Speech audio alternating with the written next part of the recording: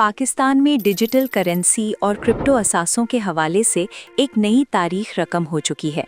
State bank of Pakistan ने एक ऐसा बड़ा फैसला किया है जिसने 2018 से चले आ रही पाबंदियों के दौर का खात्मा कर दिया है।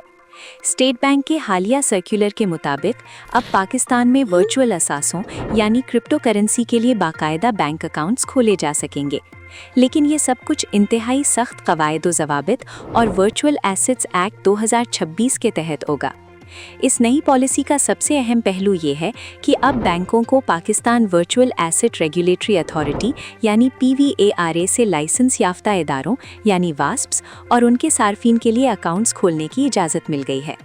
ये इक़दाम इस बात की अलामत है कि पाकिस्तान अब एक गैर मुनज़्ज़म मार्केट से निकलकर एक दस्तावेज़ी और रेगुलेटेड फ्रेमवर्क की तरफ मुंतकिल हो रहा है।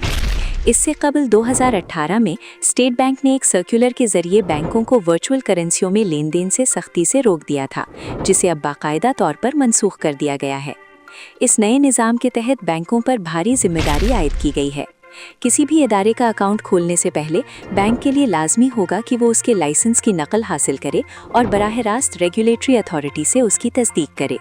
इसके बाद बैंकों को क्लाइंट मनी अकाउंट्स यानी CMAs के नाम से अलहदा अकाउंट्स खोलने होंगे।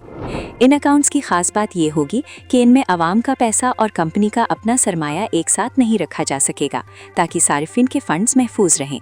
ये तमाम अकाउंट्स सिर्फ पाकिस्तानी रुपए में होंगे, इन पर कोई मुनाफा या सूद नहीं मिलेगा, और सबसे अहम बात ये कि इन अकाउंट्स में नकद रकम जमा करवाने या निकालने की इजाज़त नहीं होगी, यानी हर ट्रांजैक्शन का डिजिटल रिकॉर्ड होना लाजमी है। स्टेट बैंक ने वाज़ेह किया है कि बैंक इन कंपनियों की मुकम्मल छानबीन करेंगे, उनके कारोबारी मॉडल को समझेंगे और उनके सारिफिन के प्रोफाइल का बारीकी से जायज़ा लेंगे।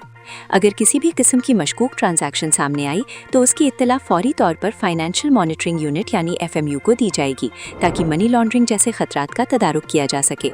मज़ीद बरा, इन कंपनियों को बैंक से किसी भी किस्म की फाइनेंसिंग या कर्ज लेने के लिए सारिफिन के फंड्स को बतौर ज़मानत इस्तेमाल करने की इजाज़त नहीं होगी।